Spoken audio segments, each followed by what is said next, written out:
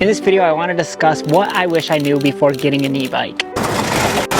Comes with one of these sweet little phone holders. So the first thing that I wish I knew before getting an e-bike is how much goes into the battery, taking care of it, and the maintenance with it. I didn't realize how much there is to e-bike batteries until I actually got an e-bike. One of the things that I didn't know is it actually takes quite a long time to charge e-bike batteries. Usually they're in the range of 5 to 8 hours to charge one. So that means you can't really go for like spur of the moment rides because you need to prepare ahead of time to be able to charge your battery. Oh, it's hot here.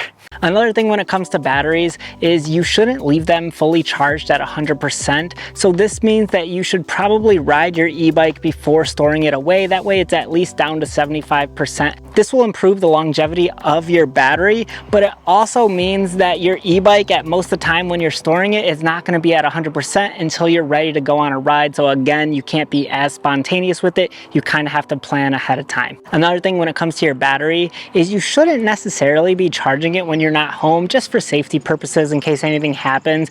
And you don't want your battery to reach 100% and then remain on the charger all day long. So you shouldn't technically be charging it when you're not home. So that's something else to pay attention to with the battery. And then also your battery should be in a room temperature environment, so it's not going to be exposed to really cold temperatures or really hot temperatures. Sometimes it can get cold out here in Michigan, but then it can also get scorching hot out in the daytime. So you don't want your battery to fluctuate a lot in temperature, so you should be storing it inside of your house. So this means there's a lot that actually goes into taking care of your e-bike and battery to get the most out of it. You want your e-bike to last over the long run. You don't want to kill your battery right away. So if you do these things to just maintain it, then that will just help improve it. But I didn't know that at the time when I got an e-bike until I got into it, and then I realized that, wow, there's actually a lot to take care of this. So that's something I didn't know. So another thing I wish I knew before getting an e-bike is how much fun I'd actually have on one of these and how much I'd actually use it.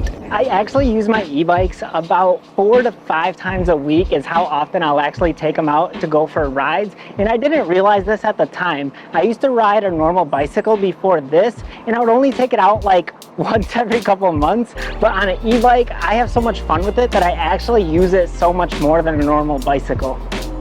Dude, I'm cruising on this bike. It actually has road tires, so it goes a lot faster than a normal e-bike without even using the motor and the electronics on it, so that's kind of cool. I also really enjoy the long range capacity on e-bikes because I'm able to take them for long trips and use them actually in functional ways. Like I'll take my e-bike to go to the store to go get groceries or to go out to eat. My wife and I will just ride our e-bikes uptown instead of driving a car, so we're actually saving gas mileage and saving gas money as well. So it's actually quite nice that we can take these out and use them. And that's something that I wish I knew because I would have gotten an e-bike sooner because they're actually a lot of fun. Another thing I wish I knew before getting an e-bike is how to do basic maintenance on bicycles. I actually had no prior experience until I actually got an e-bike of how to do anything, and I actually had to learn as I went, but it would have definitely been a lot more helpful if I already knew some simple skills. And it's not a big deal if you don't. You can always take your e-bike to like a bike shop, but just knowing how to do simple e-bike tasks can make it a lot easier. For example, if you know how to change your brake pads,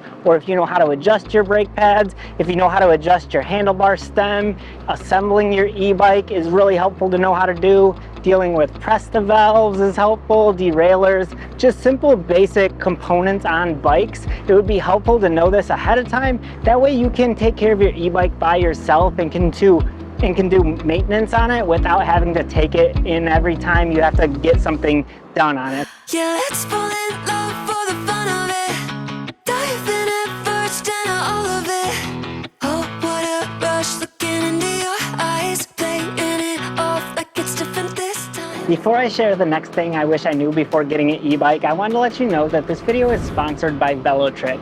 They have a wide selection of different e-bikes to meet your needs. The one I'm on now is the T1 ST e-bike. It's an awesome urban commuter e-bike that is very lightweight. It comes in at only 36 pounds. You can also pair this e-bike with the Find My app to be able to locate it anywhere. It also has a torque sensor integrated into it, so the pedaling feels very natural and very smooth and efficient. It has great range on the battery, and it has a nice trigger shifter with it. Honestly, it's a sweet e-bike. If you're interested in it, I'll put a link in the description below for you to check it out for yourself, or if you want to check out any of their other e-bikes on their website, I highly recommend this brand. They're one of my go-to brands. I actually always recommend it to my friends and family because I just love this brand so much. So check them out if you're interested, and let's get back to the video. No hands. Hey! All right. The next thing I wish I knew before getting an e-bike is actually what e-bike to get. When I was first looking at different e-bikes, when I got my very first one, there was a ton of information online about e-bikes, and I kind of got overwhelmed with all the specifications of e-bikes that I really didn't even know what to look for. And I wish I knew to just look for an e-bike that would meet the purpose that I intend to use it for. So I'm someone who likes to go for leisurely rides around my neighborhood, so I should be looking for an e-bike that will suit those needs, being able to ride on gravel roads and just taking it for a stroll. That would make sense for my riding conditions, but I got consumed with all the technical specifications of e-bikes that I didn't really know what to choose. So I just wish that I would have just kept it simple and said, what am I going to be using my e-bike for, and where am I going to be riding it? Those two things alone would have helped me so much more decide what e-bike to get when I was first looking for one. Along with knowing what e-bike to get, I also wish I knew what were reputable brands, because at the time there's a ton of different e-bike brands to choose from, and I didn't know which one's good or which one's bad. But I just want to let you know that some of the brands that I think are a better brand to choose is Velotric, number one. Obviously, they're one of my go-to brands. Aventon is also a nice brand. Electric e-bikes is a good one. Rad Power e-bikes is another good one, and I also like Ride One Up. So those are some common brands that I've rode and I've personally got to try and experience that I've really enjoyed. The last thing I wish I knew before getting an e-bike is how adaptive they can actually be. I used to think that e-bikes were just like lazy, like fat people ride these things or something, and that's totally not right at all. You can actually use these in so many different ways, and you can control how much output the e-bike gives you. So I didn't realize how much you can get out of an e-bike. If I'm really tired and just want to hit the throttle, I can do that.